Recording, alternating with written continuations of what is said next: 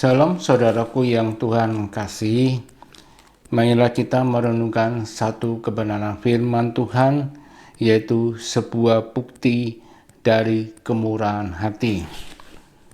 Ayat yang akan kita renungkan dari 2 Korintus 9 ayat 1 sampai ayat 5. Kita akan membaca mulai dari ayat 1, 3, 5.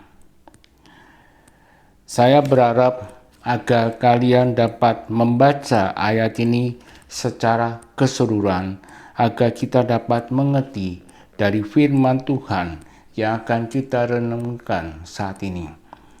Kita membaca ayat yang pertama tentang pelayanan kepada orang-orang kudus. Tidak perlu lagi aku menuliskan kepada kamu.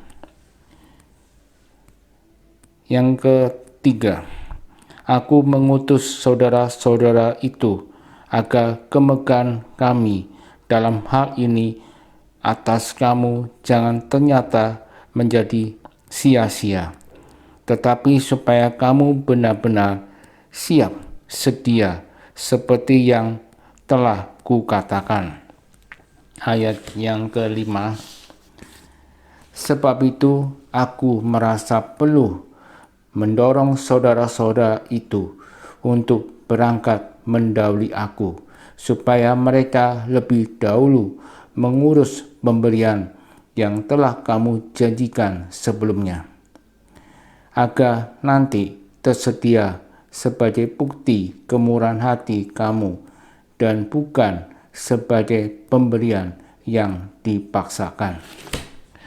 Saudaraku yang Tuhan kasihi, sebelum kita memulai renungan ini, saya akan sedikit menjelaskan tentang surat Paulus kepada jemaat di Korintus, khususnya di dalam 2 Korintus 9. Surat ini menjelaskan kepada kita bahwa jemaat Korintus adalah jemaat yang unik. Selain jemaat ini dipenuhi oleh kasih karunia, jemaat ini mempunyai daya tarik tersendiri. Terbukti dari ketertarikan yang melanda mereka, mulai dari masalah sepele sampai masalah besar, semua dapat dijadikan sebagai alat pemicu konflik di jemaat ini.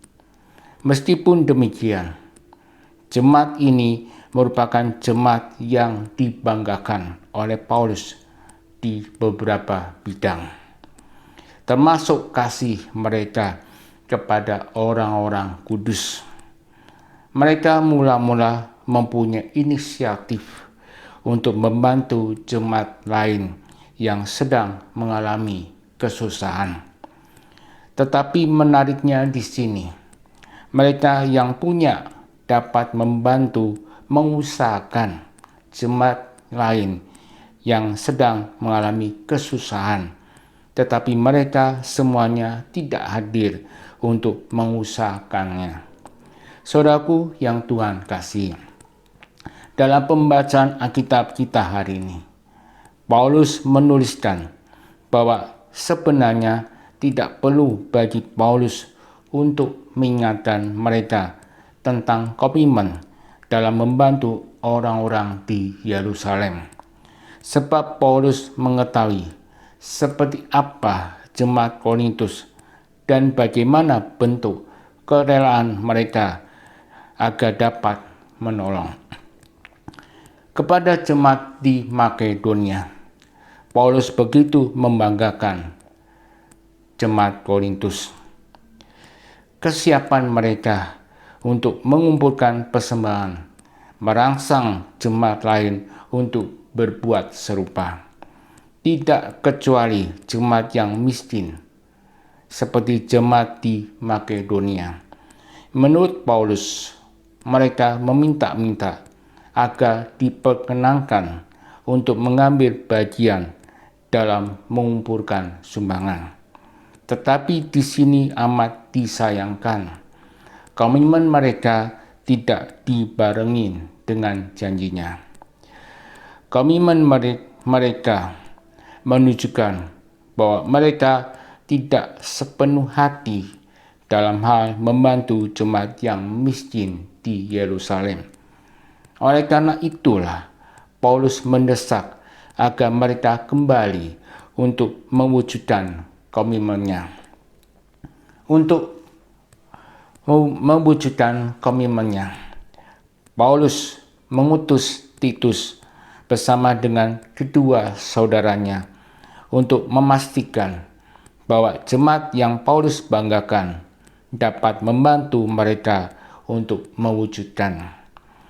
Mereka memastikan bahwa jemaat di Korintus benar-benar sudah mempersiapkan dengan bantuan persembahan mereka, yang mana kalau sebelumnya Paulus menyebut jemaat Makedonia sebagai penggerak bagi jemaat Korintus untuk mewujudkan, tetapi sekarang Paulus menyebut jemaat Makedonia agar membangkitkan rasa malu bagi jemaat di Korintus.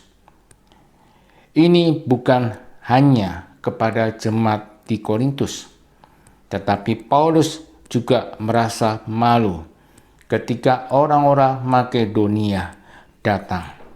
Lalu mereka melihat bahwa sumbangan bagi jemaat Korintus belum tersedia.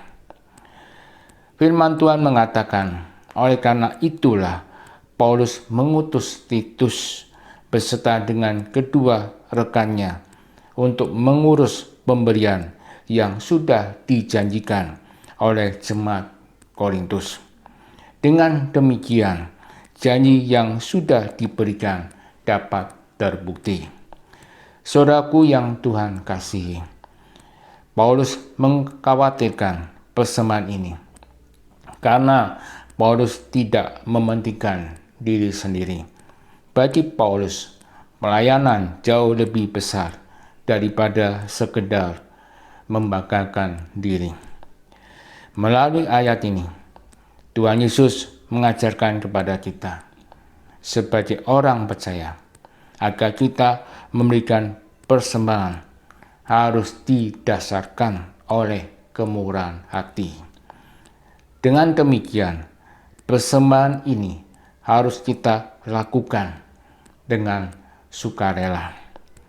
Saudaraku yang Tuhan kasihi, pelajaran yang dapat kita ambil adalah kita sendiri seperti mereka dalam persembahan. Persembahan kita tampak didasari oleh kemurahan hati, seolah-olah persembahan kita terpaksa, sehingga pemberian kita tidak mendatangkan sukacita bagi yang memberi maupun yang menerima. Bagaimana dengan kondisi hati kita sekarang ini ketika kita memberi? Kondisi hati merupakan salah satu cara untuk membuktikan ketulusan kita. Ketulusan ini bukan hanya sekedar perkataan, tetapi harus diwujudkan melalui kenyataan. Kiranya Tuhan menolong kita. Amin.